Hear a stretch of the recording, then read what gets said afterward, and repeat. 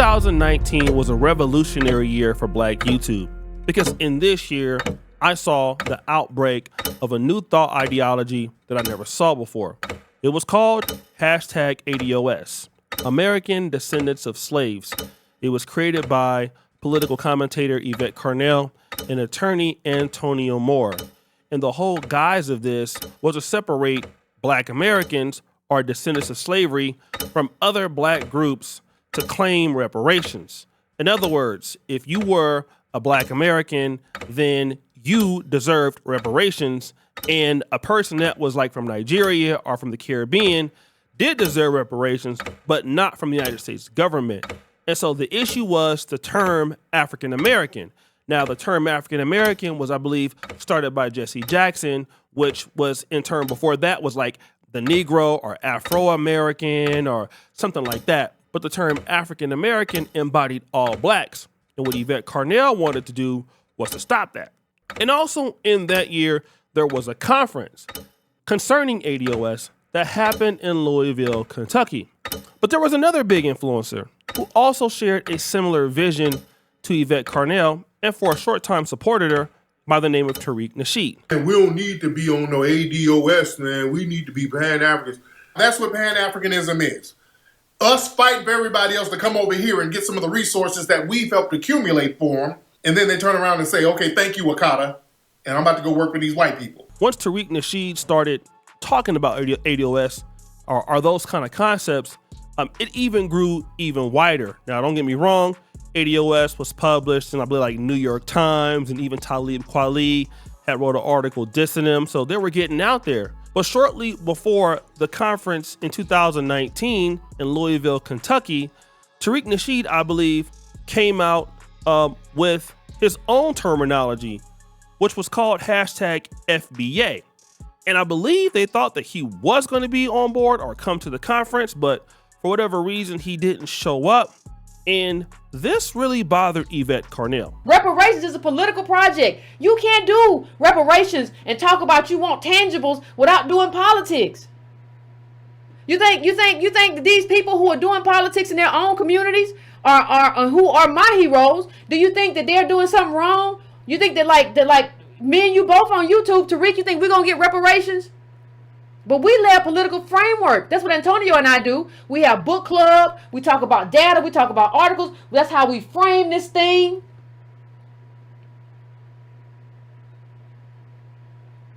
That's how we framed everything. One of the big differences between Yvette Carnell and Tariq Nasheed is political. Well, Tariq Nasheed is not, I would say, the biggest political person in the world. Yvette Carnell is. She does have criticism of the Democratic Party, but she is a Democrat, so is Antonio Moore, and they believe that through political movements that they could get reparations. And I'm not saying that Tariq Nasheed is against this, but I do believe, in my own personal opinion, Yvette Carnell tends to be more political based in her content than Tariq Nasheed is. That's just kind of where she, kind of stems from.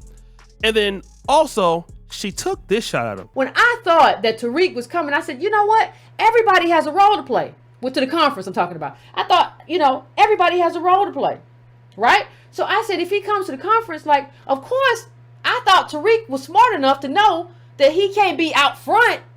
He can't be the face, but that don't mean you can't be important in what we're doing. That don't mean you can't be a leader in what we're doing. You can absolutely be a leader, you just can't be the face. You got too many bed wench videos and wash your ass videos to be the face of anything political.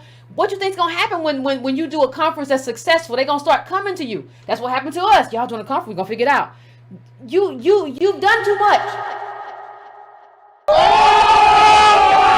It was here that Yvette Carnell would say that Tariq Nasheed could be a leader in #ADOS, but he could never be the face of the movement based on his prior lifestyle as I believe a self-proclaimed pimp, a rapper. He had a song with lyrics like "wash your ass" or something like that. So Yvette Carnell was pretty much trying to put Tariq Nasheed in his place, saying that you cannot be any kind of a leader based on your past life. Now, of course, at this particular time, people started taking sides. And once you start getting into a kind of back and forth battle, like with Tariq Nasheed and roasting and making jokes and stuff like that, is very difficult to win. Unfortunately for Yvette Carnell, she fell into some of the back and forth banter with trying to make jokes and things like that with Tariq Nasheed, which is something you just don't do. Like Dr. Umar tried that. It doesn't work well. Tariq Nasheed, that's where he's the most excellent. When you start going back and forth and gibbering, jabbering and things, it's not going to work out well for you. But it wasn't that Tariq Nasheed was roasting her up, because he did. I think the most damaging thing that he released was this information. And the information was that Yvette Carnell and Antonio Moore actually stole ADOS from a guy by the name of Norris Shelton. Now remember, their first actual meeting or conference was in Louisville, Kentucky, and Norris Shelton is from Louisville, Kentucky. This is what Yvette Carnell and Antonio Moore was leveraging against Tariq Nasheed, that he stole their movement or he co-opted their movement.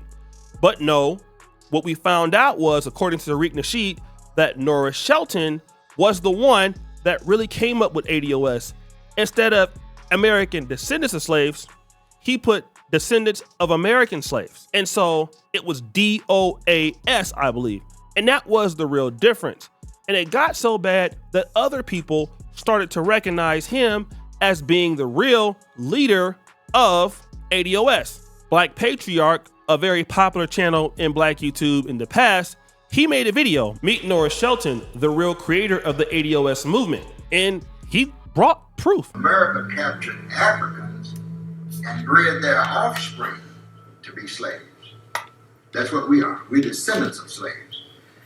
An African American is a person from Africa who comes to America to make money and goes through the immigration department and gets a visa or obtains citizenship.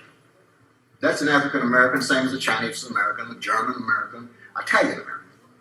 We are none of those. We are descendants of American slaves. And the reason I make that point so vital, we are the only race of people that is bred to the most powerful country in the world. We're the only child, but we don't know it. We are running around here thinking we're African Americans. No, we're not African Americans. We're not even close. We're descendants of American slaves. We're the only race was ever bred in America. We're the only child. Then he continued the assault on Yvette Carnell's character. Dude, I mean, they just blatantly took this dude's stuff. And he's out there in Louisville. That's where they had their first conference, out there in Louisville, out there in Kentucky. This brother, Norris Shelton, he distinguished us as an ethnic group using the term descendant of American slaves. The ADOS people, the group, they were like, well, we didn't steal it. It ain't the same. Ours, American descendants of slavery. So it's different. They changed two words around. But wait, there's more. That's just like, hey man, I'm about to form a country. I'm gonna call it America's United States. Well, there's already the United States of America. No. This is different now. This ain't the United States of America. No, this is gonna be called America's United States. I founded that now. Got him! So, that example he gives is basically saying, like, if somebody were to do that to the United States and call it the reverse, it's still the same thing, which is exactly what Yvette Carnell did. And if you listen to that lecture, he's actually accusing her of not only stealing the name, but actually stealing the thought process from Mr. Norris Shelton without giving him credit. Another thing that Tariq Nasheed and Yvette Carnell differ on is economics. Now, Yvette Carnell is more of a socialist kind of person who, in my honest opinion, believes that, hey, we don't have very much as black people and we need more.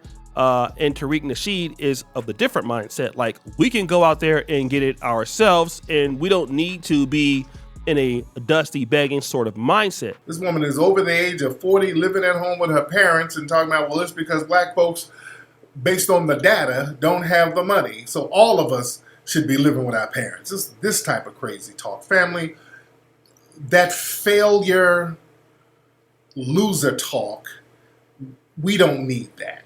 But the worst thing that came out was this. This woman is out here trying to give you advice and allegedly is living at home with her parents over the age of 40. Marking your name on ramen noodles. Your mama's coming in the room asking questions. Baby, I found some money in your dildo drawer. In this instance, Tariq Nasheed took a shot at Yvette Carnell's sexuality. While Yvette Carnell may have meant that Tariq Nasheed couldn't be the face of ADOS, and also how many people feel about it in the Black American community, it could be inferred by those that, well, if I'm not fit to lead, then maybe based on what you do, you're not fit to lead. Now, he didn't say that, but I can say that a lot of people would bring that up. That how can Yvette Carnell try to lead a movement for Black people and Yvette Carnell is living a homosexual lifestyle? Like, if she's going to talk about Tariq Nasheed in that same light, then we got to bring up the fact that we can't have a person representing us from the LGBTQ community, because often the LGBTQ community is conflated with Black issues. So if we put her up there, she will do the same thing. So we can't trust her. Fast forward. All seemed to be okay. Until the other day, I got a notification. Now, listen, I do follow both Yvette Carnell and Tariq Nasheed, and I think both of them are excellent in their breakdowns about, like either hashtag FBA or ADOS, which tends to be, in my honest opinion, the same exact thing as far as the lineage is concerned. But Yvette Carnell posted this. She goes, "Since we're discussing hilarious tomfoolery, I can't believe some of y'all tried to ride with this. I forgive y'all because I love you. But," now this is Tariq Nasheed when he had braids, and there's the FBA flag that he has there. And I went into the comments and I saw this. "And how much he charging for the flag? I still rock with bro. He has his ways, but he's obviously a very smart man, and he can only sell goods if people want to buy them. His movies are very good and were much needed. Both of you are grown and need to stop bickering, even if you don't want to work together. I rock with both of y'all. We need reparations. Whether ADOS or FBA, same thing, same goals. There's an old saying in Tennessee. I know it's in Texas, probably Tennessee, but that says, you fooled me once, shame on you. Fool me, you can't get fooled again." Another person goes, "This Jigga." This person says, "A museum curator, rapper, dating coach, author, film producer. Did he add any more titles of self-appointed expertise in 2025? I'll never understand too, Yvette. At this point, I don't want to." And so honestly, what is my take about the situation? What it seems like is Yvette Carnell felt slighted because Tariq Nasheed started hashtag FBA, and she also still feels slighted. I mean, I saw another Instagram post and she was talking about him. To be honest, I don't see Tariq Nasheed paying her any attention. But for me, what I believe that if it was still about reparations and getting it for the community, as much as that was the case, I don't know if she should have been offended that Tariq Nasheed started hashtag FBA. I mean, I know that she probably wished that he could afford it, his people to her or whatever. But again, I feel like the back and forth between the both of them, it kind of hurt the cause a little bit more for Yvette than it did Tariq. And the reason why is because Yvette is more technical in her delivery and more, like they're both good, but Yvette is more, like political and things like that. What I think that is people are going to love their content creators, man. Like it's just the truth. If somebody that has a lot of following decides they're going to do something, it don't matter what you say about that content creator. As long as they have a following, they're going to be able to do whatever their following will allow them to do. Like one of the brothers said, right? I know so many people who've hated on like Tariq Nasheed because he raised money, or other people because they raised money, or even Fresh and Fit. If somebody likes you as a content creator, they're going to like whatever you do. And the people that don't like you will not. That's why sometimes, like, going after certain content creators, even if you have dirt on them, you will find out like people will start coming after you because it doesn't matter because they like them. That's why we got to be focused on whatever we're trying to do. And again, like, I can see why, she feels slighted and all that.